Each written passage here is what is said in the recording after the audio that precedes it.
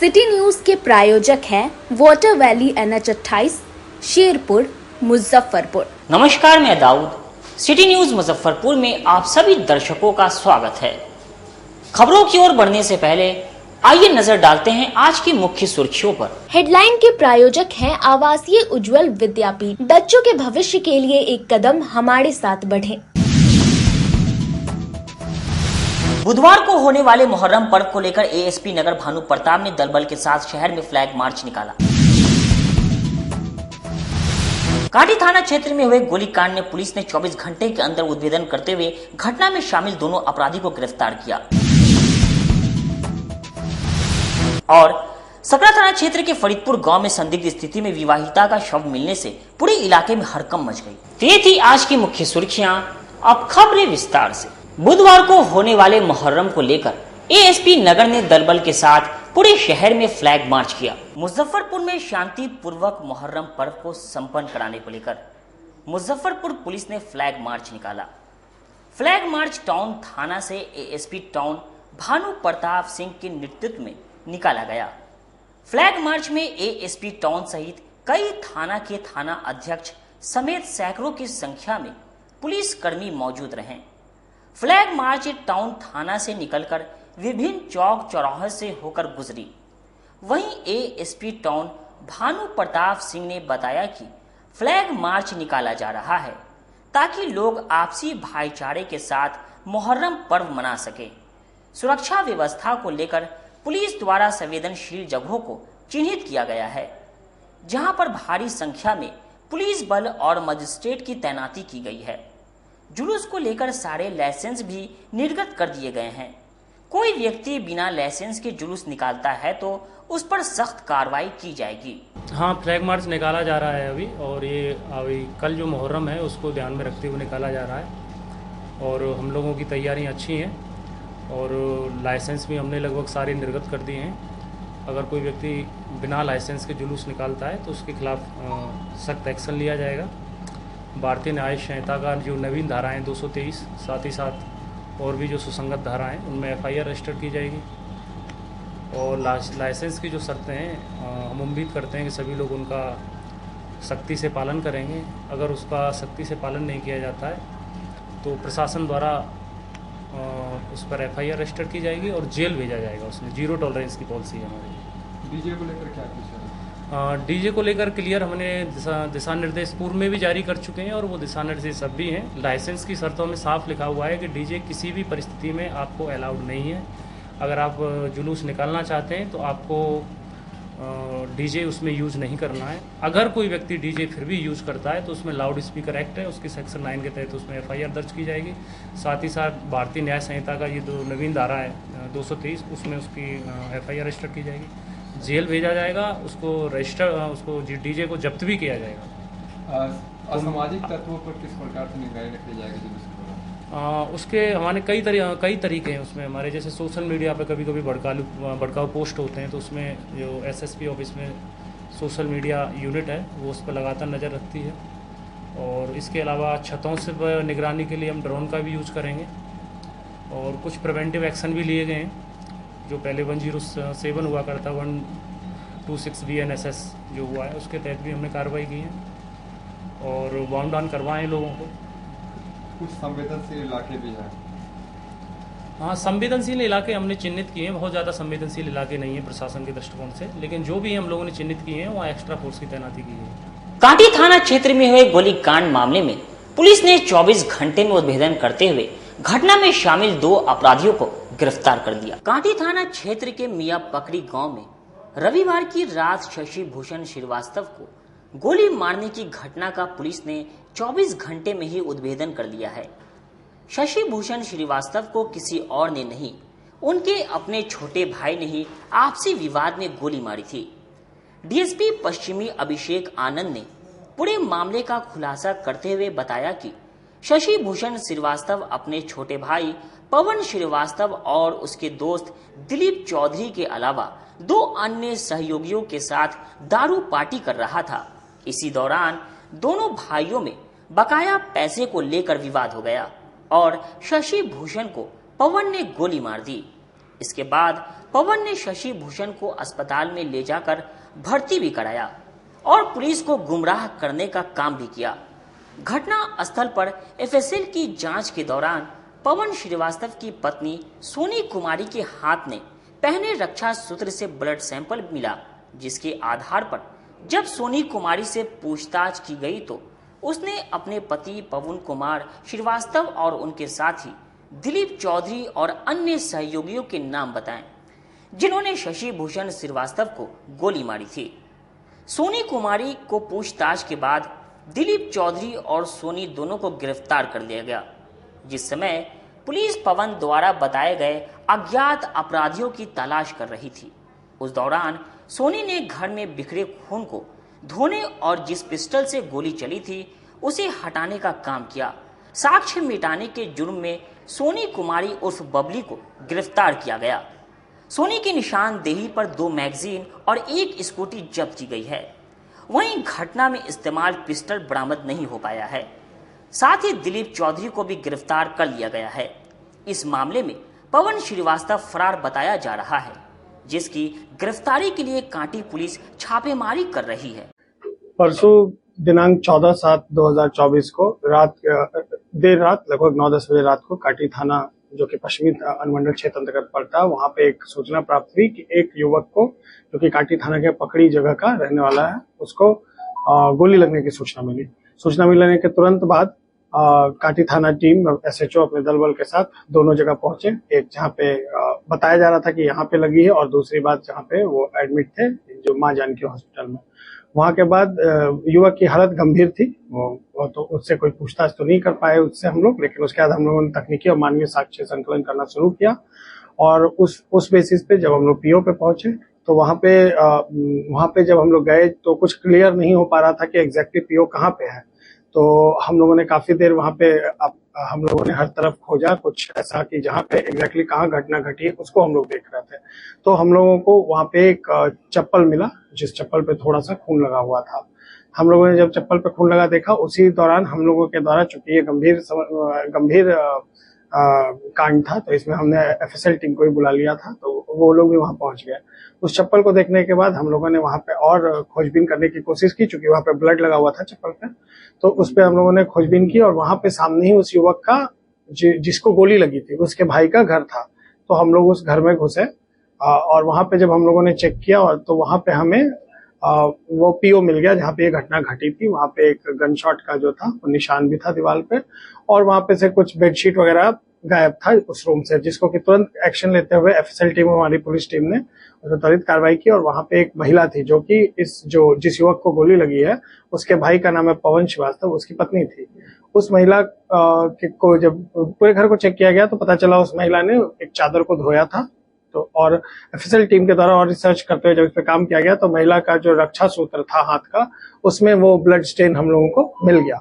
तो उसके बेसिस पे हम लोगों को पता चला कि ये पीओ यहीं पे है। और फिर उस महिला को हम लोगों ने जब पूछताछ किया और हिरासत में जब पूछताछ किया गया, तो महिला के द्वारा बताया गया कि उस दिन शाम में उसके जिसको गोली लगी वो महिला के पति के बड़े भाई है, तो उसके भैंसुर को उन लोगों ने बुलाया था। वो फिर अपने घर से वहां पे गए थे घटनास्थल पे, जहाँ पे कि ये जिसको गोली लगी और बाकी महिला का पति पवन और 2 लोग और, जो महिला नहीं बता पाई, बट उन्होंने ये बताया कि 2 लोग और थे।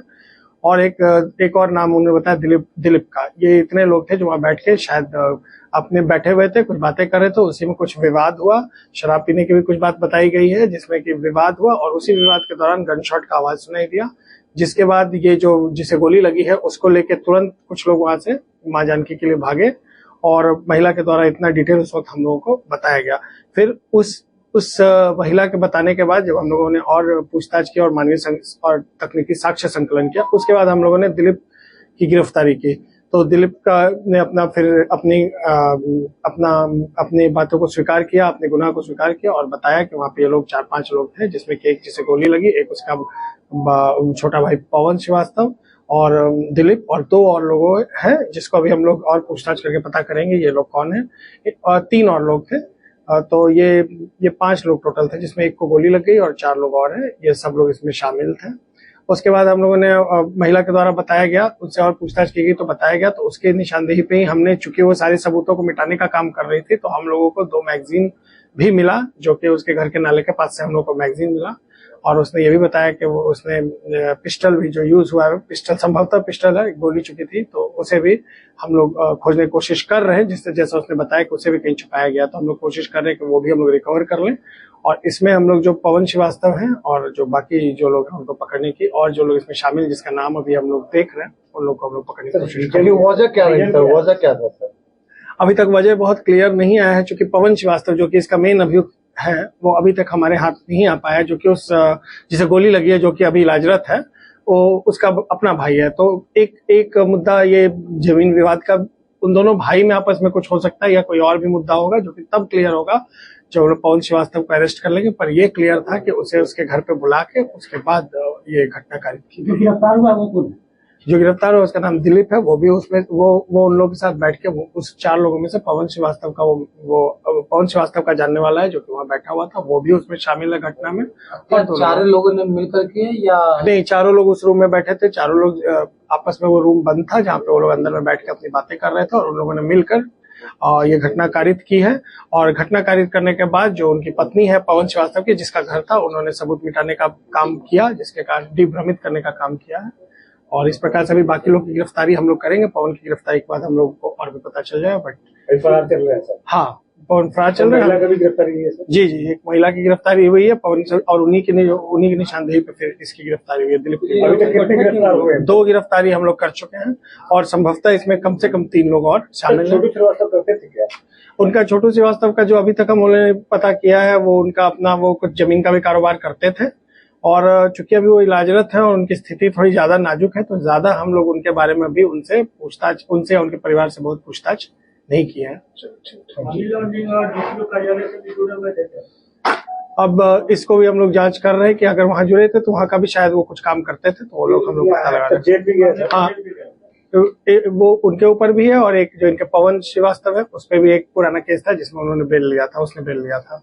तो ये आपराधिक इतिहास इनका और इन दोनों भाइयों की आपस में जो लड़ाई है, उसको भी हम लोग अभी देख रहे हैं। वीआईपी सुप्रीमो मुकेश सहनी के पिता की हत्या के बाद राजनीतिक गलियारों में शोक की लहर। वीआईपी सुप्रीमो मुकेश सहनी के पिता जीतन सहनी की धारदार हथियार से हत्या कर दिए जाने की घटना को लेकर सियासी गलियारे में शोक की लहर है। तमाम पार्टी के नेता घटना की निंदा करते हुए शोक व्यक्त कर रहे हैं। केंद्रीय मंत्री राजभूषण चौधरी ने घटना की निंदा करते हुए कहा कि वीआईपी प्रमुख मुकेश सहनी के पिता की हत्या की सूचना से स्तब्ध हूं। मैं राज्य सरकार से मांग करता हूं कि दोषियों को अविलंब गिरफ्तार कर स्पीडी ट्रायल कराया जाए। मैं इस दुखद की घड़ी में मुकेश सहनी से बात कर अपनी शोक संवेदनाएं व्यक्त की है। परम पिता से शोक संतप्त परिजनों को इस असीम पीड़ा को सहने की शक्ति प्रदान करने की प्रार्थना करता हूं। पुलिस अधिकारियों को इस नृशंस हत्या में शामिल अपराधियों को शीघ्र गिरफ्तार करने का निर्देश दिया गया है। काफ़ी दुखद है और प्रशासन अपना काम कर रही है। जल्दी ही हत्यारे पकड़े जाएंगे। और आप सब जानते हैं कि हमारे विकास पुरुष के शासन में कोई भी अपराधी बचेगा नहीं। अपराधी कितना भी बड़ा क्यों ना हो, कितना भी सातिर क्यों ना हो, एसआईटी टीम गठित कर दी गई है। प्रशासन के लोग लगे हुए हैं। जल्दी ही अपराधी पकड़े जाएंगे। लेकिन लगातार इस तरह के घटनाएं बिहार में घट रहे हैं। लॉ एंड ऑर्डर को लेकर सवाल खड़े हो रहे हैं, लेकिन नृशंस हत्या जिस तरीके से की गई राजनीतिक पार्टी के परिवार की, तो सवाल खड़े हो रहे हैं। ये जांच का विषय है और आने वाले दिनों में मैं जैसा कि मैंने पहले ही बताया कि अपराधी बचेंगे नहीं, चाहे कितने भी सातिर क्यों ना हो, कितने भी बड़े अपराधी क्यों ना हो, बचेंगे नहीं, जल्दी ही पकड़े जाएंगे। विपक्ष के नेता कह रहे हैं कि बिहार में सुशासन का और प्रशासन का इकबाल खत्म हो गया। नहीं, ऐसा नहीं है। अभी आप देख रहे हैं कि बिहार में कुछ दिन पहले जो आरजेडी के लोग किस ढंग से नाटक किए हुए थे, तो इससे कहीं ऐसा नहीं है कि लॉ एंड ऑर्डर बिगड़ा है।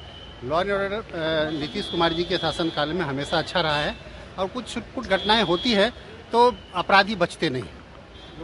मांग कर रही है ट्विटर पर पोस्ट की है कि राष्ट्रपति शासन लागू होना चाहिए बिहार में, रोहिणी आचार्य ने कहा है। देखिए, अब ऐसे ऐसे लोग मांग कर रहे हैं जिनके शासनकाल में तो कोई गिनती ही नहीं था अपराध कितना होता था, और उसमें उनके शासन के लोग MP MLA लोग इन्वॉल्व रहते थे। आज व्यक्तिगत रंजिश से कोई घटना घटती है, वो भी अपराधी बचेंगे नहीं, पकड़े जाएंगे। नहीं, बिहार सरकार के कई मंत्री पर भी आरोप लगाते हैं, कहते हैं कि बिहार सरकार के कई मंत्री हैं जो अपराधी के साथ उनका साथ देना। वो ऐसा नहीं है, ऐसा कोई हमारे आदरणीय विकास पुरुष नीतीश कुमार जी के नेतृत्व में ऐसा कोई नेता नहीं होगा जो शासन में रहते हुए आपराधिक गतिविधि के लोगों के साथ उठना बैठना होगा। ये सब दुष्प्रचार किया जा रहा है, ऐसी कोई बात नहीं। सवाल खड़े करके पहले जंगल राज था तो वर्तमान में सरकार अभी कौन सा राज? सुशासन की सरकार है, अपराधी बचेंगे नहीं। पहले तो अपराधी खुलेआम घूमते थे। 22 जुलाई से शुरू होने वाले श्रावणी मेले को लेकर जिला प्रशासन तैयारी युद्ध स्तर पर कर रही है। श्रावणी मेले की तैयारी को लेकर जिला प्रशासन जुट गया है। बैरिकेडिंग का काम काफी तेजी से चल रहा है। साहू पोखर से लेकर छोटी कल्याणी तक सड़क किनारे बैरिकेडिंग का खंबा तेजी से लगाया जा रहा है। इसके चलते सड़क की चौड़ाई कम हो जाने से जाम की समस्या उत्पन्न हो रही है। वहीं शहर में चल रहे निगम के निर्माण कार्य से कांवड़ियों को काफी परेशानी होगी। DM सुब्रत कुमार सेन ने बताया कि श्रावणी मेले के शुभारंभ से पहले सभी सड़कों को मोटरबुल कर दिया जाएगा। बुटकों को जल्द से जल्द निर्माण कार्य पूरा करने का आदेश दिया जा चुका है। कांवड़ियों को किसी प्रकार की असुविधा न हो, इसे लेकर जिला प्रशासन लगी हुई है। देखिए, श्रावणी मेला को लेकर के सारी तैयारी हम लोगों की चल रही है और 21 तारीख को जो प्रथम सोमवारी है उससे पहले उद्घाटन होना है। शहर में चूंकि STP का काम चल रहा है, सीवरेज ट्रीटमेंट का जो प्लांट जो पूरा लगता है ट्रीटमेंट का प्लांट, उसमें पाइप जो है मेन जो रोड होता है उसी के नीचे डाला जाता है। प्रोजेक्ट थोड़ा सा डिले चल रहा है बहुत सारे कारणों से। बीच में चुनाव रहा तो उसमें हम लोगों ने ट्रैफिक डिस्टर्ब नहीं किया, फिर बीच बीच में बारिश हो रही है, लेकिन आप लोगों ने देखा होगा कई सारे रोड्स को हम लोग रिस्टोर कर रहे हैं और हम लोगों का है कि इस महीने के अंत तक मैक्सिमम रोड्स पर काम हम लोगों का कंप्लीट हो जाएगा अगर बारिश की स्थिति नहीं रही। और जो बैरिकेडिंग का काम है वो भी हम लोगों का चल रहा है। टेंडर हम लोगों का हो गया है। जो हम लोग श्रद्धालुओं के रुकने के लिए हम लोग जो कैंप लगवाते हैं उसके लिए भी जो टेंडर पर्यटन विभाग की तरफ से जो राशि आती है, टेंट हाउस बनता है, वो भी हम लोगों ने टेंडर अलॉट कर दिया है, उसका भी काम प्रारंभ हो गया है। इसके अतिरिक्त विधि व्यवस्था के दृष्टिकोण से CCTV कैमरे लगते हैं, अतिरिक्त पुलिस बल लगाया जाता है, मजिस्ट्रेट्स की तैनाती रहती है, रूट को कई स्थानों पर डाइवर्ट किया जाता है। तो सारी व्यवस्थाएं जो हैं वो सुचारू रूप से हम लोग सुनिश्चित कराएंगे और कोई दिक्कत नहीं हो। या PhD को जो व्यवस्था करनी होती है कांवड़ियों के रुकने के लिए, तो सारी व्यवस्थाएं रहेंगी और श्रद्धालुओं को, कांवड़ियों को कम से कम दिक्कत हो, उनको किसी तरह की मेजर समस्या नहीं हो, ये हम लोग इंश्योर कराएंगे। RGS कॉलेज जो टेंट सिटी बनेगा वहाँ से गुड़िया बाजार तक सड़क नहीं, उसको हम लोग दिखवा रहे हैं और कुछ जो है वो बुडको का नाला भी कुछ स्थानों पर बन रहा है। तो जहाँ अभी काम कंप्लीट नहीं हो पाएगा उसको हम लोग घेर करके साइड से इस हिसाब से हम लोग तैयार कर देंगे कि लोग उधर की तरफ ना जाने पाए। जैसे आप RDS कॉलेज में ही लीजिएगा, वहाँ जो तालाब है उसकी भी बैरिकेडिंग और SDRF वगैरह लगाने के लिए ये भी हम लोगों ने बता दिया है। रोड्स पे थर्सडे को हम लोगों का फाइनल विजिट भी होगा, उसके बाद भी जो बचा खुचा काम रहेगा उसको भी हम लोग तैयार करेंगे। मोटरेबल जरूर रोड को तैयार किया जाएगा। कुछ स्ट्रेच जरूर हो सकता है इसका कालीकरण ना हो पाए इस बारिश के दौरान, लेकिन ये हम लोग सुनिश्चित करेंगे कि कम से कम दिक्कत हो कांवड़ियों को। ये हम लोगों का प्रयास रहेगा और कोई भी ऐसा रोड नहीं बचेगा जो मोटरेबल ना रहे, उबड़ खाबड़ रहे। ये हम लोग जो इंश्योर कराएंगे कि ये समस्या जो है कांवड़ियों को फेस ना करना। राहुल गांधी के विवादित बयान को लेकर मुजफ्फरपुर न्यायालय में दर्ज परिवाद में वादी की हुई गवाही। राहुल गांधी के खिलाफ दर्ज मुकदमे में मुजफ्फरपुर CGM कोर्ट ने दर्ज किया वादी का बयान। बढ़ सकती है राहुल गांधी की मुश्किलें। दरअसल मुजफ्फरपुर के रहने वाले देवांशु किशोर जो गिरिराज फैंस क्लब चलाते हैं, उन्होंने मुजफ्फरपुर CGM कोर्ट में राहुल गांधी पर दर्ज कराए गए मामले में ये आरोप लगाया था कि 1 जुलाई को राहुल गांधी ने हिंदू समाज के खिलाफ बयान दिया था। राहुल गांधी की इस बयान से वादी को काफी ठेस पहुंची और मानसिक आघात पहुंचा।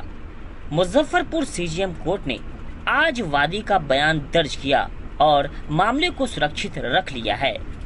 वादी देवांशु किशोर ने बताया कि हमने कोर्ट से आग्रह किया है कि हिंदुओं पर दिए गए बयान के लिए राहुल गांधी पर कार्रवाई की जाए। वादी के अधिवक्ता सुमित कुमार ने बताया कि माननीय सीजीएम राज कपूर के अदालत ने गंभीरता पूर्वक वादी के सभी बातों को सुना है और अपने पास सुरक्षित रख लिया है। पिछले दिनों जब राहुल गांधी जी पर केस की मुकदमा दर्ज किया गया था, आज का डेट था 15 जुलाई सुनवाई हुई और हम लोग की इच्छा की राहुल गांधी पर उचित कानूनी कार्रवाई किया जाए। पूरा हिंदू समाज की इच्छा की उचित कानूनी कार्रवाई किया जाए।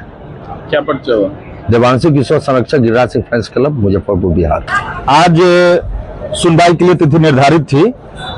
1 जुलाई को उन्होंने जो बयान दिया था हिंदू समाज के खिलाफ, उसमें परिवाद दायर किया गया था देवांशु किशोर जी की तरफ से। उस पर आज सुनवाई हुई है सीजीएम मुजफ्फरपुर के न्यायालय में और सीजीएम मुजफ्फरपुर ने गंभीरता पूर्वक हम लोगों के दलील को सुना और दायर करने वाले जो परिवादी हैं देवांशु किशोर जी से पूछताछ किया गया कि आपको क्या क्या परेशानी हुई, इस बयान से क्या क्या क्षोभ हुआ, क्या क्या कष्ट हुआ। इन्होंने सारी बात विस्तृत रूप से बताया और बड़े गंभीरता से जो प्रिजाइडिंग ऑफिसर राज कपूर जी हैं अभी वर्तमान में मुजफ्फरपुर सीजीएम, उन्होंने सारी बात को गंभीरता से सुना और अपने निर्णय को, हम लोग की मांग थी कि इसको इंक्वायरी के लिए किसी मजिस्ट्रेट साहब के यहाँ या स्वयं निजी संचिका में स्थानांतरित किया जाए ताकि इंक्वायरी उसकी हो सके। तो उन्होंने सब बातों को सुनते हुए मामले को अभी सुरक्षित रखा है। शाम तक उसका निर्णय आने की संभावना है कि इस परिवार पर आगे अब क्या कार्रवाई होगी। सुरेश पासवान के साथ हुई ठगी मामले में अपराधियों की जल्द गिरफ्तारी को लेकर पूर्व जिला परिषद अध्यक्ष इंदिरा देवी ने एसएसपी से मुलाकात कर ज्ञापन सौंपा। कुछ दिनों पूर्व सिकंदरपुर ओपी क्षेत्र के बांध रोड में सीबीआई ऑफिसर बन सुरेश पासवान के साथ लूटपाट की घटना हुई थी, लेकिन अभी तक इस मामले में पुलिस द्वारा अपराधियों को पकड़ा नहीं गया। अपने पति के इस मामले को लेकर पूर्व जिला परिषद अध्यक्ष और लोजपा रामविलास की नेत्री इंदिरा देवी ने एसएसपी से मुलाकात की। इंदिरा देवी के साथ लोजपा जिला अध्यक्ष चुलबुल ठाकुर, कुमुद पासवान के साथ कई नेता भी पहुंचे। इंदिरा देवी ने एसएसपी से मुलाकात कर इस घटना में शामिल अपराधियों को पकड़ने की बात कही। आज हम लोग वरीय पुलिस अधीक्षक एसपी साहब के पास हम लोग पहुंचे हैं। जो 17 मई को मेरे हस्बैंड के साथ जो घटना हुआ है, जो 2 हीरे की अंगूठी, 1 चैन, 1 सोना की अंगूठी, लॉकेट, जो अपराधी आपको सीआईडी पुलिस बन करके मेरे हस्बैंड से राज नारायण सिंह कॉलेज के पास जो लूट लिया गया, अभी तक अपराधी को अभी तक न गिरफ्तार हुआ न मेरा सामान बरामद हुआ। इसी कारण से हम एसपी साहब से मिलने के लिए आए हैं और उनसे मांग कर रहे हैं कि जल्दी से जल्दी अपराधी गिरफ्तार हो और सामान बरामदी हो। एसपी साहब हम लोग को बताए हैं कि मैडम हम लोग लगे हुए हैं, हमारे साथ हमारे पार्टी के हमारे क्या नाम संसद चुलबुल ठाकुर संसदीय बोर्ड के अध्यक्ष और हमारे जिला परिषद जी है, पूर्व जिला परिषद जी कुमुद पासवान सचिव हुए पार्टी के, हमको अर्जुन कुमार गुप्ता जी है, मेरे लड़का है। सब आदमी हम लोग आकर के एसपी साहब से मिले हैं। एसपी साहब बोले हैं कि मैडम हम लोग लगे हुए हैं और जल्दी से जल्दी अपराधी को गिरफ्तार किया जाएगा और सामान को बरामदी किया जाएगा। अब जो यहाँ तक हम लोग है, जो भी गुहार लगा है प्रशासन से मांग तो करिए रहे हैं, अब लापरवाही हो रहा है। अब इन लोग तो जहाँ तक हो वहाँ तक इन लोग अपने स्तर से लगे हुए हैं। वहीं दूसरी ओर लोजपा के जिला अध्यक्ष चुलबुल शाही और कुमुद पासवान ने बताया कि इतनी बड़ी घटना इनके परिवार के साथ घट गई है और इनको क्षेत्र निकलना पड़ता है। जिला प्रशासन से आग्रह करते हैं कि इंदिरा देवी को आर्म्स लाइसेंस दी जाए। सबसे पहले तो आपके चैनल को धन्यवाद। अभी हम लोग पुलिस कप्तान हमारे बड़े पदाधिकारी जो होते हैं उनसे मिले हैं। हमारी पूर्व जिला परिषद और लोजपा रामविलास की सीनियर नेत्री हैं, उनके हस्बैंड के साथ जो कार्य दुर्घटना हुआ था उसको लेकर के हम लोग एसपी साहब से मिले हैं और उन्होंने कहा है कि हम प्रयास कर रहे हैं और प्रयास लगे हुए हैं। कोडरमा उडरमा उतना तो हम लोग जानते नहीं हैं जितना वो बताए हैं। सो हर हालत में हम प्रयासरत है, यही रिक्वेस्ट करके। और हम लोग पीड़ित हैं। और मैडम का एक और समस्या था कि लाइसेंस के लिए अप्लाई की हुई है, उस पर अभी कोई एसपी साहब के यहाँ से कागज़ डीएम साहब के यहाँ जा चुका है और अभी तक उस पर कोई सुनवाई नहीं हुई है। इसी के संदर्भ में अभी हम लोग फिर डीएम साहब से मिलने जा रहे हैं और हम लोग लोजपा रामविलास आज गांव की तरफ काम करने का योजना बना करके और काम कर भी रही है। तो हम लोग अपने आप को असुरक्षित समझते हुए बड़े डीएम साहब से आग्रह करने जा रहे हैं कि कम से कम मैडम को लाइसेंस का स्वीकृति दे दी जाए कि रात बिरात जो हम लोग को निकलना पड़ता है जो लोगों जनता की सेवा के लिए, तो उसमें हम लोग थोड़ा असुरक्षित रहते हैं। तो कुछ साधन रहेगा तो हम लोग को सुरक्षा मिलेगा, इसीलिए हम लोग जा रहे हैं। हमारे जिला परिषद के अध्यक्ष पूर्व इंदिरा देवी जी के हस्बैंड सुरेश पासवान जी को लोकसभा 2024 के दरमियान जो है न कि यह घटना घटी है और यह घटना ऐसे जगह पर घटी है जो इनका घर उससे नजदीक मुश्किल से 100 मीटर की दूरी पर है और प्रतिदिन की तरह सुरेश कुमार पासवान जी जिस प्रकार से अपना रैक पॉइंट नैनपुर में जाते थे उसी समय को देखते हुए और रैकी करते हुए जो अपराधी है वह रैकी किया है बजाबते उनका कि कै बजे घर से निकलते हैं कै बजे जाते हैं और उस रैकी कर करके उनके साथ यह जल्दसाजी किया है और बजाबते अपने आप को सीबीआई और जांच अधिकारी कह करके उनको भ्रमित करता है कि आगे जांच चल रहा है, तुम सोना औठी ये सब अभी पहनना नहीं है, इसको उतार को दो, इसको देख आगे नहीं पहन के जाना है। और उस तरह से जलफराशी कर करके जो है कि यह गिरोह ऐसा काम किया और फिर उनको एक रोड़ा में भर के जो है उसको थाला डिक्की में धर दिया कि जाओ तुम्हारा अभी डिक्की से निकालना नहीं। जब सुरेश जी आगे मुँह बढ़ के जब वह थैला को देखते हैं डिक्की खोल के तो पता चलता है कि मेरा चैन और सोना का अंगूठी तो जो है वो सब गायब है, उसमें रोड़ा पत्थर माटी भरा हुआ है। तो कहने का मतलब मेरा आज हम लोग ये घटना करीब 2024-19 के लोकसभा चुनाव के आसपास की घटना है और इतना दिन हो गया तो वही हम लोग लोक जनशक्ति पार्टी रामविलास के जिला नेतृत्व में हम लोग आज एसएसपी महोदय वरिष्ठ पदाधिकारी है उनसे हम लोग यही गुहार लगाए हैं कि सर स्थानीय गिरोह रैकी और इस तरह से जालफरोश काम करने वाले ही लोगों का यह घटना किया हुआ है और इसको विस्तृत जानकारी दिया जाए, खास करके अहियापुर में सदर थाना में और वही ये जो छोटा मोटा घटना। बुधवार को होने वाले मुहर्रम को लेकर पारंपरिक हथियारों का डिमांड बढ़ा। पूरी दुनिया में इमाम हुसैन की याद में 10वीं मुहर्रम को जुलूस व अलम निकाला जाता है। भारत में सुन्नी समुदाय के लोग ताजिया जुलूस और शिया समुदाय के लोग मातम जुलूस निकालते हैं। 17 जुलाई को यौम आशूरा है। इस दिन सुन्नी समुदाय के लोग ताजिया जुलूस निकालते हैं। इसमें लाठी, भाला, तलवार के साथ अखाड़ा निकाला जाता है, जिसमें ताजिया जुलूस के दौरान पारंपरिक हथियार के साथ करतब दिखाते हैं। शहर के सदर अस्पताल रोड स्थित दुकानों में करतब दिखाने के लिए लाठी, भाला, बर्छी और तलवारें बेची जा रही है। मंगलवार को पारंपरिक हथियार की खरीदारी के लिए मुस्लिम समुदाय के युवकों की काफी भीड़ लगी रही। इसमें ताजिया जुलूस में करतब दिखाने के लिए लाठी, भाला और तलवार की खूब बिक्री हुई। इसके अलावा अखाड़ा में प्रदर्शन के लिए भी लाठी, भाला और तलवार की खरीदारी की गई। वहीं अखाड़ा के संयोजक मोहम्मद शौकत ने बताया कि पूर्वजों से हम लोगों के यहाँ अखाड़ा जुलूस निकलता है। इसमें लाठी, तलवार के प्रदर्शनी के साथ साथ कई खेल दिखाए जाते हैं। अब तो मोटरसाइकिल स्टंट, साइकिल स्टंट और ट्यूब लाइट से करतब किए जाते हैं। वहीं दुकानदार पंकज ने बताया कि प्रत्येक वर्ष मुहर्रम में लाठी, भाला, तलवार, बाना आदि की बिक्री होती है, लेकिन इस वर्ष करतब दिखाने वाले सामानों की बिक्री में कमी आई है। पिछले वर्षों के मुकाबले लाठी, भाला के दामों में बढ़ोतरी हुई है। वहीं इसे बनाने में भी मजदूरी काफी बढ़ गई है। कीमत में बढ़ोतरी के कारण भी खेल सामग्रियों की बिक्री में कमी आई है। दरअसल हम हर साल खेलते हैं और 10 बरस से लाठी खेला होता है, लाठी खेला, तलवार खेला, बाना बानाई होता है। इसी वजह से हम लोग लाठी खरीद के ले जा रहे हैं। पिछले वर्ष से इस वर्ष दाम बढ़ा है या वही? ना, दाम तो बढ़ा है सर, महंगाई बढ़ गया है। लाठी पर भी दाम बढ़, पहले लाठी मिलता था 50 रुपया, 60 रुपया, अभी 100 रुपया मिलता है। फिर भी लाठी खेला है तो लाठी की जरूरत है, तो लाठी तो खरीदना ही पड़ेगा। इसलिए लाठी खरीद के हम लोग ले जा रहे हैं। मुहर्रम के दिन, कल मुहर्रम है, आज नवमी है, कल 10वीं है, इसीलिए लाठी खेला है, इसीलिए लाठी हम लोग कीन के ले जा रहे हैं। अखाड़े में भीड़ घटी है या बढ़ी? पहले की तरह है, अखाड़ा में भीड़ बढ़ी है, घटी नहीं है। खेला भी अच्छा, खेला भी हो रहा है। तो ऐसा खेल होता है, बाइक स्टैंड होता है, ट्यूबलाइट का होता है, साइकिल का होता है, बहुत ऐसा होता है मुहर्रम। लाठी डंडा या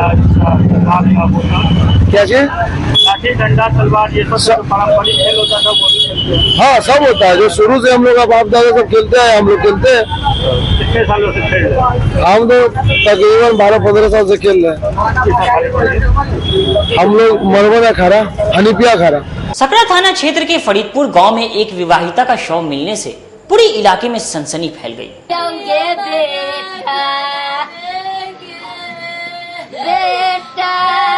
क्या होगा, यही ना करेगा कि हमको 2 महीना 3 महीना जेल में रखेगा, उसके बाद छोड़ दे, फ्री हो जाएंगे। मुजफ्फरपुर में संदिग्ध स्थिति में मिला विवाहिता का शव, जिसके बाद इलाके में हड़कंप मच गई है।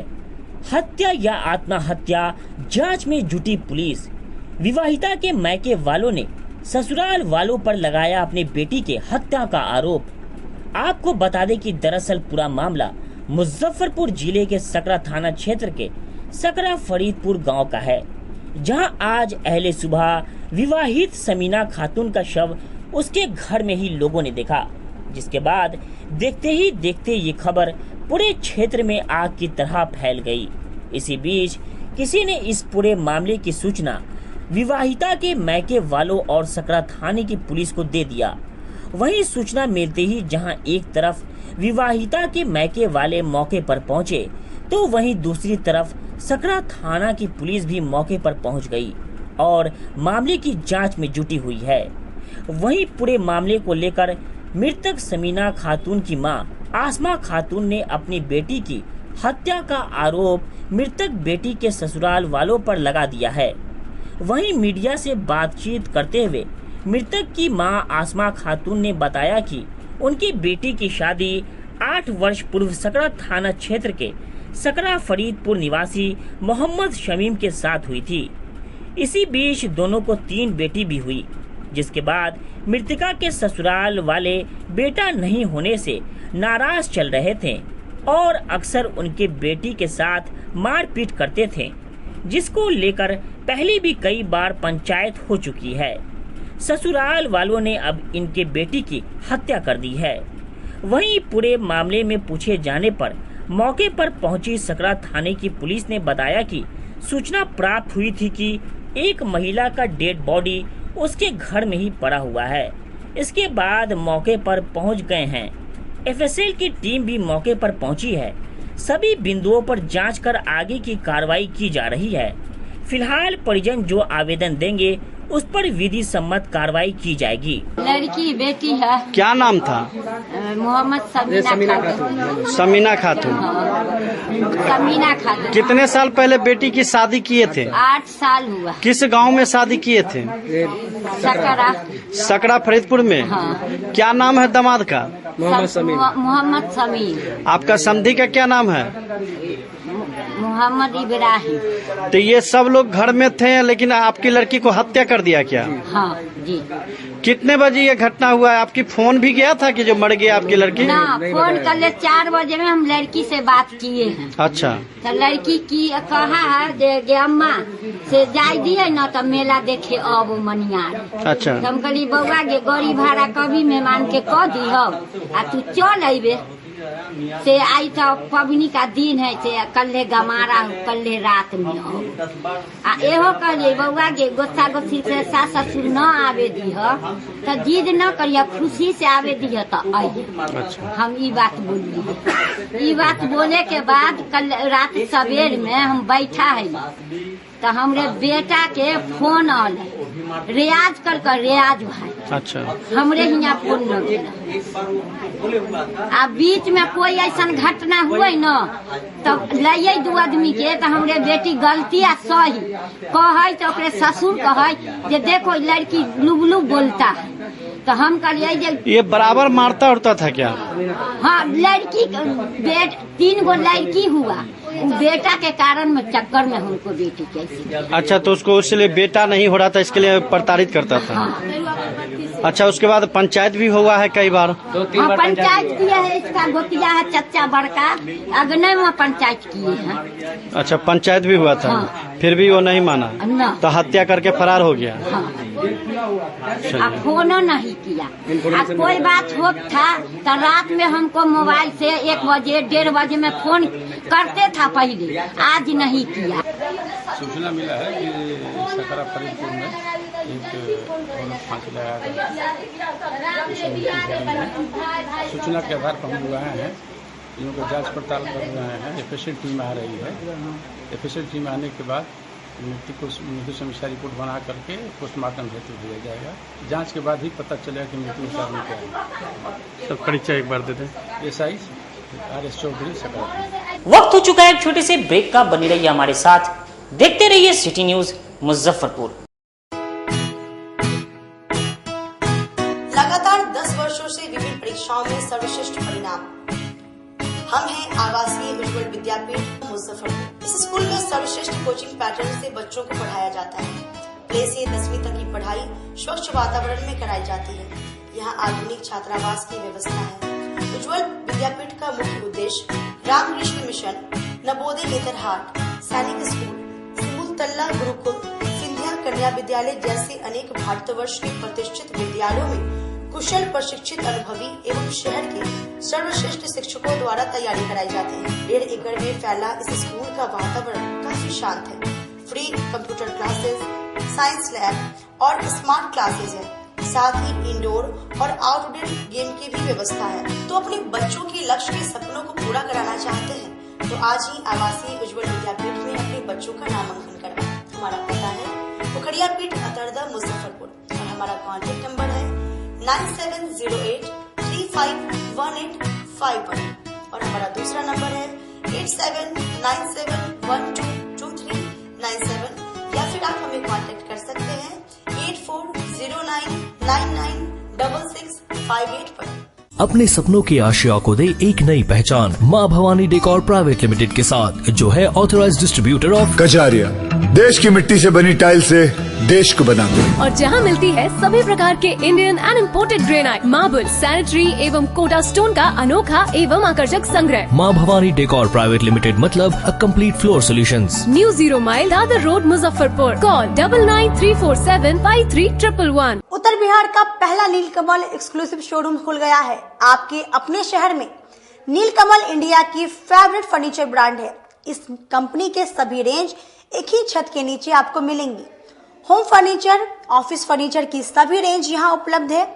कंपनी का एक्सक्लूसिव शोरूम होने के कारण 40% तक की विशेष छूट मिल रही है। इसके अलावे 0% इंटरेस्ट के साथ बैंक से फाइनेंसिंग की भी सुविधा उपलब्ध है। तो देर मत कीजिए, एक बार हमारे यहाँ अवश्य पधारे।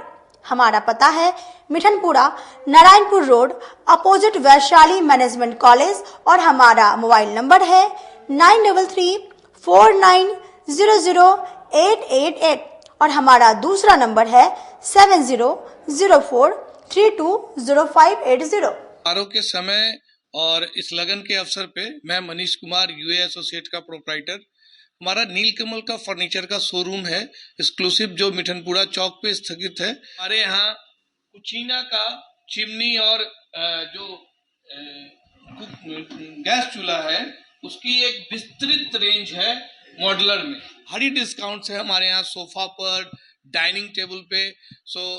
सभी लोगों से मेरा यही निवेदन है, जो 2-3 सालों से आप लोगों का हमें प्यार मिलता आ रहा है, हमारे यहाँ फिनांस की भी एक अच्छी व्यवस्था है और इस त्योहारों के अवसर पे हम चाहेंगे कि एक बार हमारे यहाँ पधारे और हमारे ऑफर्स का लाभ ले और हर खरीदारी पे हम लोग एक सुनिश्चित उपहार भी दे रहे हैं।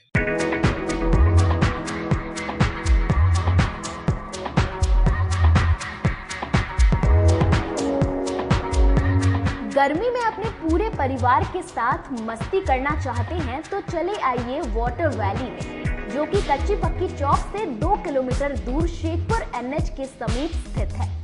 शहर के लोग यहाँ मोटरसाइकिल और कार से काफी आसानी से पहुँच सकते हैं। यहाँ आप अपने परिवार के साथ फुल मस्ती कर सकते हैं। वेव पूल, रेन डांस के साथ भव्य वाटरफॉल बनाया गया है। छोटे बच्चों के लिए कई प्रकार के स्लाइड्स बनाए गए हैं, जहां बच्चे अपनी मस्ती में डूब जाएंगे। इसके अलावा खाने पीने के लिए बेहतरीन सुविधाएं उपलब्ध है, जहां पूरे परिवार के साथ व्यंजनों का लुत्फ उठा सकते हैं। तो देर मत कीजिए, गर्मी में मस्ती उठाने के लिए वाटर वैली तुरंत पहुंचे। हमारा पता है water valley NH 28, Sherpur, Muzaffarpur. हमारा कॉन्टैक्ट नंबर है 6202 584955। ब्रेक के बाद एक बार फिर से आप सभी दर्शकों का स्वागत है। आइए रुख करते हैं आगे की खबरों की ओर। श्रावणी मेला शुरू होने में महज कुछ दिन शेष बचे हैं। ऐसे में कांवड़िया पथ पर गंदगी का अंबार फैला है।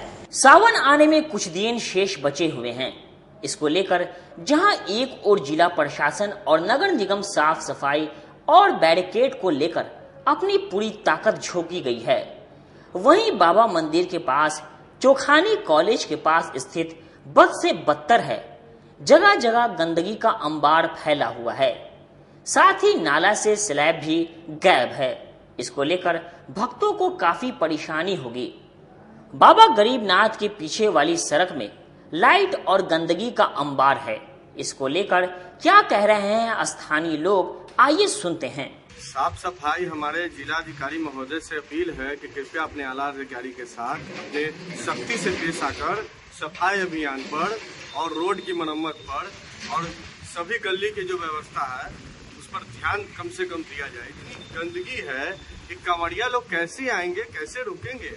ये पीरियड है, आप देखिए इस रोड में ये मक्खन सा चौक है, ये बगल में चोखानी का रास्ता है, ये जर्जर रोड है। 50 मरते गरीब स्थान की रोड बन चुकी है, 50 मरते प्रभात सिनेमा की रोड टूट के बन चुकी है, साहू रोड बन चुकी है। लेकिन इस यहाँ पर जो मेला जो लगता है, यहाँ पर हजारों की संख्या में इधर से रूट है जाने वाले रास्ता है चोखानी कॉलेज के पास, वहां पर से इतनी गंदगी व्यवस्था है कि एकदम जर्जर है, एकदम पत्थर है, कांटा है एकदम, और कोई व्यवस्था नहीं है, न अभी तक मरम्मत हुआ है। गड्ढा खोन के छोड़ दिया जाता है, जिसके कारण और रोड़ा हो जाता है।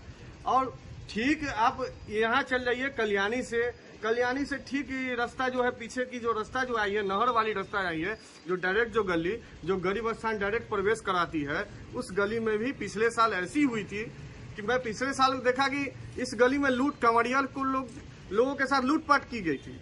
और लूटपाट इतनी की गई थी कि कुछ कांवड़िया लोग तो बेहोश हो गए थे, क्योंकि इधर स्मैकर का अड्डा है, इधर पूरा लोग मतलब कि रात में कांवड़िया लोग इधर से पीछे से निकलते हैं।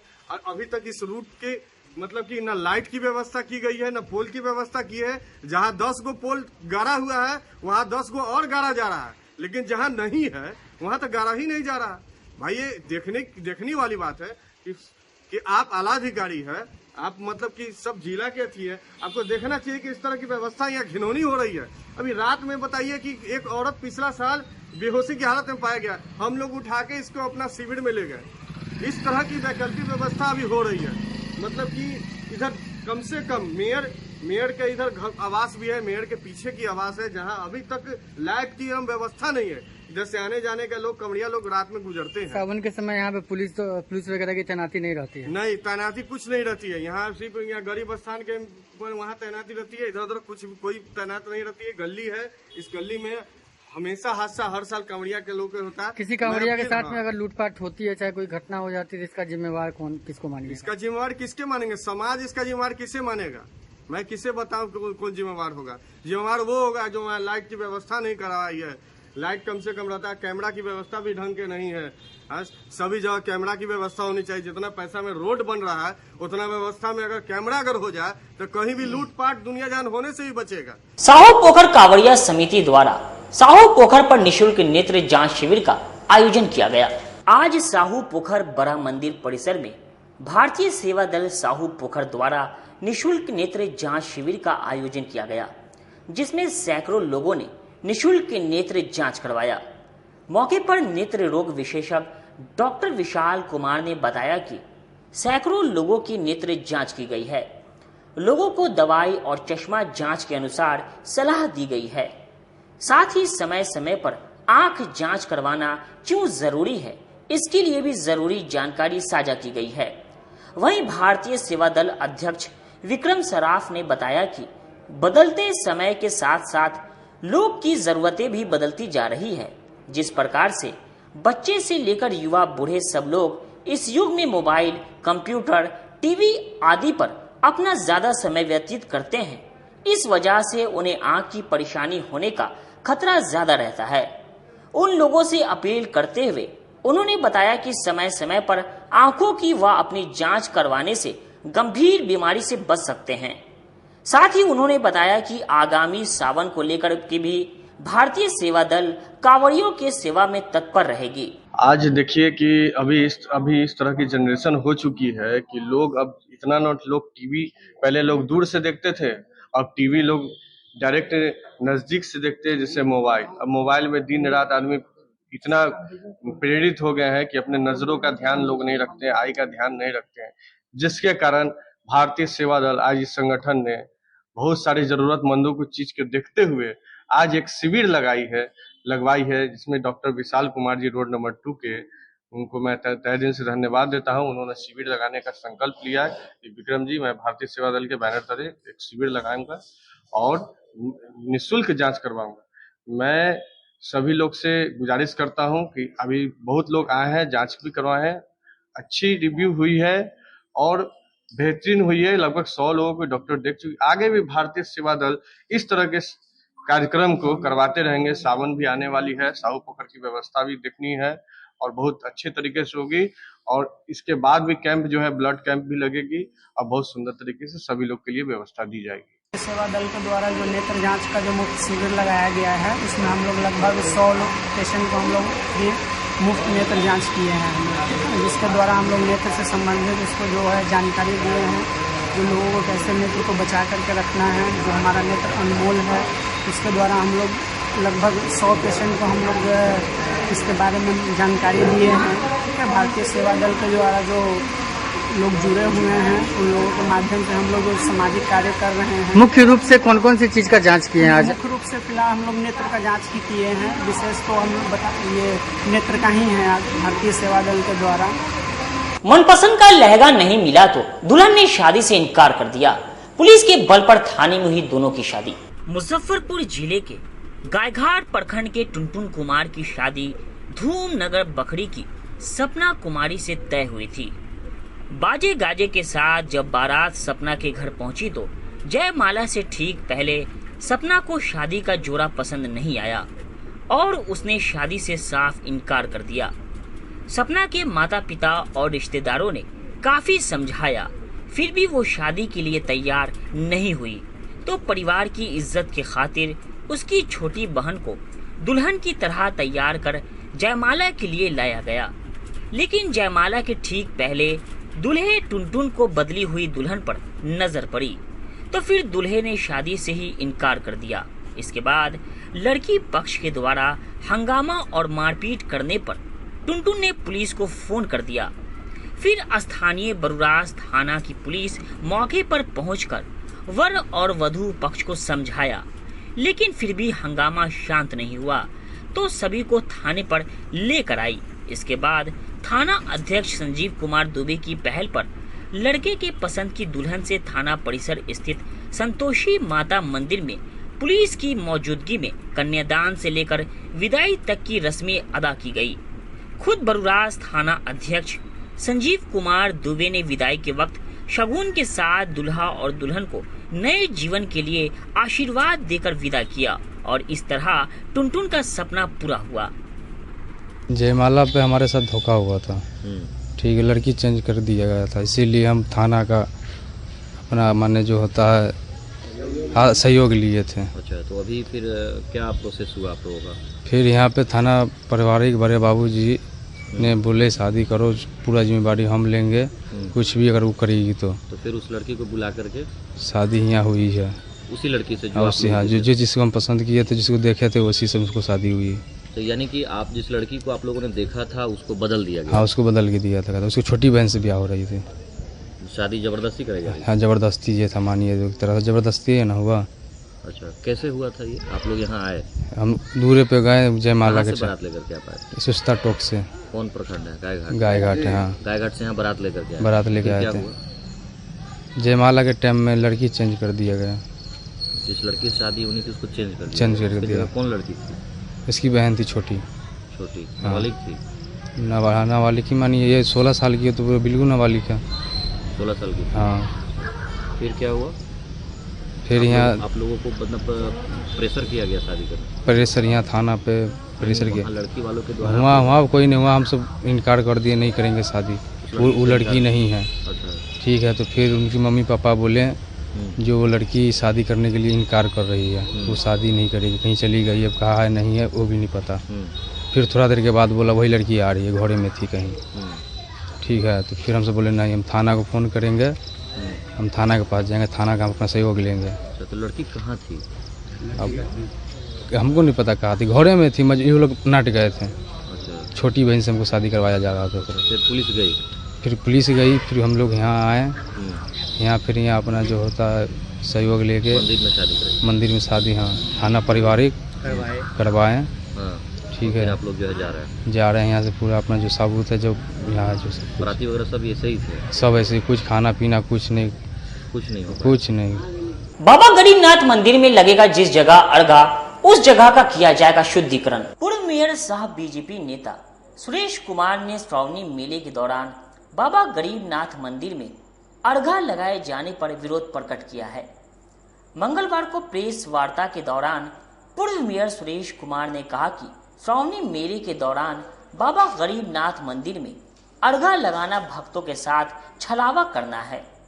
भक्त पूरे श्रद्धा भाव के साथ 80 किलोमीटर पैदल चलकर बाबा गरीबनाथ पर जलाभिषेक करने के लिए शहर पहुंचते हैं, मगर उन्हें अर्घा के माध्यम से जलार्पण करना पड़ता है।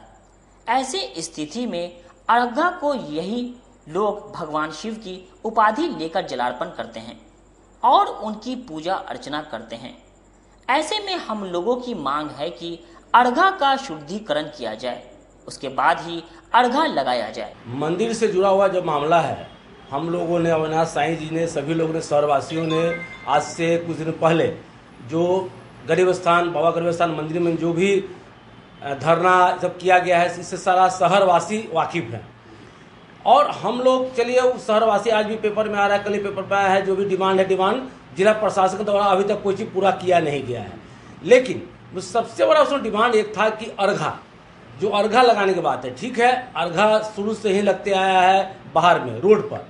आप बताइए कि लोग पहलेजा घाट से, जो यहाँ से 80 किलोमीटर दूर है, वहाँ से भक्तजन पवित्र जल, गंगा जल लेके आते हैं और बाबा के नाम पर बोलते हुए, बोल बल बोल करते हुए यहाँ गरीब स्थान तक ये गर्मी में ये पैर को जलाते हुए यहाँ आते हैं और यहाँ बाबा का दर्शन नहीं होता है। ये बाबा का दर्शन नहीं होता है। अर्घा से, जो अर्घा लगभग 100 फीट से ऊपर दूर बाबा का गर्भगृह है और लोग यहाँ पर अर्घा में जल चढ़ाते हैं। मैं बार बार, हम लोग अविनाश साईं जी ने बार बार कह रहे हैं, अर्घा वहाँ लगता है जैसे बाबा बैद्यनाथ धाम में, वहाँ अर्घा इसलिए लगता है, वहाँ एक गेट है। यहाँ तो बहुत ज़्यादा यहाँ जगह है बाबा गर्भगृह में भी, बाहर में भी है। तो क्यों नहीं ऐसा व्यवस्था किया जाए कि अर्घा जो बाबा के गर्भगृह है उसके 20 मीटर पहले से अर्घा लगा दिया जाए और जल चढ़ाए और लोग निकल जाए बाहर। लेकिन आज हम लोग जो प्रेस कॉन्फ्रेंस रखे हैं वो इस मुद्दे पर कि जिला प्रशासन इस बात पर सुन नहीं रहा है और न कुछ कर रहा है। तो हम लोग जब ये बात को पता चला है, हमारे माननीय सुरेश कुमार जी पूर्व मेयर ने सारी बातें बताई हैं, ये सारी बातें शिव भक्तों के आस्था से जुड़ा हुआ बात है और धर्मानुकूल बातें हैं। क्योंकि अर्घा का जो सिस्टम है, जिलाधिकारी महोदय अगर इस पर अड़े हुए हैं और एक बड़ा हास्यास्पद स्थिति है कि हमें न्याय समिति के द्वारा यह कहा गया कि जिलाधिकारी महोदय आकर के हाथ जोड़ करके विनती किए हैं कि हमारी पहली वर्ष है इसलिए हमको इस पर नहीं फंसाया जाए। अब बताइए, माननीय जिलाधिकारी महोदय आए हैं तो वो पहली वर्ष तो उनको और कीर्तिमान काम करना चाहिए। तो जो ये मांग है, ये शिव भक्तों की मांग है। इसको लेकर के हमने माननीय जिलाधिकारी महोदय और मंडल पदाधिकारी महोदय जी को ज्ञापन सौंपा था, मांग पत्र दिया था कि हमें 18/7/2021 से 2024 से 21/7/2024 तक यानी 72 घंटों का शुद्धिकरण यज्ञ की परमिशन दी जाए, क्योंकि वह सड़क है, मंदिर प्रांगण नहीं है, सड़क है। इसलिए हमारा दायित्व बनता है, हम संवैधानिक प्रक्रिया में चलना चाहते हैं, इसलिए हमने एसडीओ साहब से इस बात की परमिशन मांगी, जिसको लेकर के आज हमें परमिशन देने का समय तय किया गया था। तो मैं जब परमिशन के लिए गया वहाँ पे, तो उन्होंने स्पष्ट रूप से कहा कि यह मेरे क्षेत्राधिकार में नहीं आता है, यह मंदिर समिति से समझिए। तो मैंने उनसे कहा कि सर, ये सड़क का मामला है, मंदिर का मामला नहीं है। आप सड़क पर अर्घा लगाते हैं तो सड़क आपके जुडिशियल में आता है, लेकिन फिर भी उन्होंने कोई सारी बातें को अनसुनी करते हुए उन्होंने अपना पल्ला झाड़ दिया है। और मुझे लगता है कि मेरी जो पत्राचार है, जिसमें हमने स्पष्ट रूप से लिखा था कि यदि मुझे किसी भी तरीके का मार्गदर्शन या अनुमति नहीं दी जाती है लिखित रूप से, तो मैं इसको प्रशासन की मौन स्वीकृति मानते हुए 18/7/2024 से 21/7/2024 तक का इस शिव जो हमारा जो शुद्धिकरण यज्ञ है, इसकी हम लोग शुभारंभ कर देंगे। और इसी बात को लेकर के आज हम लोग संकल्प। सावन माह में कांवड़ियों की सेवा के लिए त्रिदेव बोलबम सेवा समिति इस बार भी लगाएगा कांवड़िया सेवा शिविर। भगवान भोलेनाथ का प्रिय माह सावन का सनातन धर्म में सबसे पवित्र महीनों में से एक माना गया है। ये पूरा महीना भगवान शिव की आराधना के लिए समर्पित है। इस पूरे माह के दौरान सभी भक्त भगवान शिव की विशेष पूजा अर्चना करते हैं। इस साल सावन माह की शुरुआत 22 जुलाई से होगी, जिसको लेकर सभी सेवा दल द्वारा तैयारी तेज कर दी गई है। इस साल सावन माह में साहू रोड दीपक सिनेमा के पास लगने वाले त्रिदेव बोलबम सेवा समिति द्वारा कांवड़िया सेवा शिविर लगाया जाएगा, जिसे लेकर युद्ध स्तर पर तैयारी की जा रही है। दिल्ली से आए कुशल कारीगरों द्वारा पंडाल को भव्य रूप दिया जा रहा है। त्रिदेव बोलबम सेवा समिति के उपाध्यक्ष सोनू राज चौहान ने बताया कि हमारी संस्था इस बार शहर में सबसे अलग शिविर के रूप में दिखेगी, जिसमें शिव भक्तों को उज्जैन महाकालेश्वर का भव्य रूप देखने को मिलेगा। साथ ही हूबहू कलश से गंगा महाकालेश्वर स्वरूप शिवलिंग का जलाभिषेक करती नजर आएगी। साथ ही तीसरी सोमवारी में बाबा का भव्य श्रृंगार किया जाएगा। साथ ही बनारस के तर्ज पर गंगा आरती शिव भक्तों को देखने को मिलेगी। पंडाल के मुख्य द्वार पर बाबा भोलेनाथ अपने अलौकिक रूप में डमरू के साथ नजर आएंगे। हर साल की भांति इस साल भी त्रिदेव बोलबम सेवा समिति अपने तमाम सदस्यों के साथ बाबा गरीबनाथ नगरी में आए हुए जितने भी कांवड़िया होंगे उनके सेवा के लिए तत्पर खड़े रहेंगे। आगामी 22 तारीख को त्रिदेव बोलबम सेवा समिति के द्वारा भव्य आयोजन किया गया गंगा आरती का। साथ ही साथ उज्जैन के तट पे शिवलिंग का भी विशेष रूप का ध्यान रखा गया। उसके साथ ही कलश से शिवलिंग के ऊपर में जल 24 आवर गिरते रहेंगे। और एंट्री गेट पे एक ऐसा अद्भुत थीम का आप लोगों ने आयोजन किया, जिसका अभी कुछ खुलासा नहीं करेंगे। वो बनने के बाद आपको दूसरी संडे को देखने को मिलेगा। पूरे शहर से अलग रहेगा वो थीम? पूरे शहर से अलग रहेगा। और क्या क्या मुख्य रूप से देखने को मिलेगा यहाँ पर भक्तों को? मुख्य रूप से आपको पंडाल का आकर्षण देखने को मिलेगा, लाइट का आकर्षण देखने को मिलेगा, जो हर साल हर बात आपको देखने को मिलता है। इस बार कुछ अलग लाइटिंग का प्रोग्राम रखा गया है, लाइटिंग का थीम है। और साथ ही साथ कांवड़िया की सेवा के लिए मेडिसिन है, तो जो सबसे महत्वपूर्ण है। और एम्बुलेंस की सुविधा रखी गई है। और हमारे शिविर में चाय, बिस्किट, नींबू पानी, ठंडा पानी, गर्म पानी और साथ ही निःशुल्क भोजन का भी है प्रतिबंध, जिसमें जितने भी हमारे कांवड़िया वो निःशुल्क है भोजन का आयोजन। उद्घाटन कब कर रहे हैं? उद्घाटन हमारा शिविर का 22 तारीख को है। आयोजन उद्घाटनकर्ता कौन रहेंगे? हमारे उद्घाटनकर्ता माननीय पूर्णिया सांसद पप्पू यादव जी। क्या नाम हो गया? मेरा नाम सोनू राज चौहान। कितने सदस्य कार्यरत रहेंगे शिविर में? हमारे शिविर में अभी तक तो 200 से 250 लोग अभी तक हमारे शिविर में बंदे जो हमारे शिविर के अंदर भी सेवा देते हैं। और साथ में मतलब इस शिविर से अगर किसी प्रकार कोई भी कांवड़िया अगर घायल हो जाते तो उनको अगले शिविर तक छोड़ने का प्रतिबंध रहता है। खबरों का सिलसिला यहीं होता है समाप्त। अब मुझे और मेरी पूरी न्यूज टीम को दीजिए इजाजत। कल फिर मिलेंगे आपसे शहर की तमाम खबरों के साथ। नमस्कार।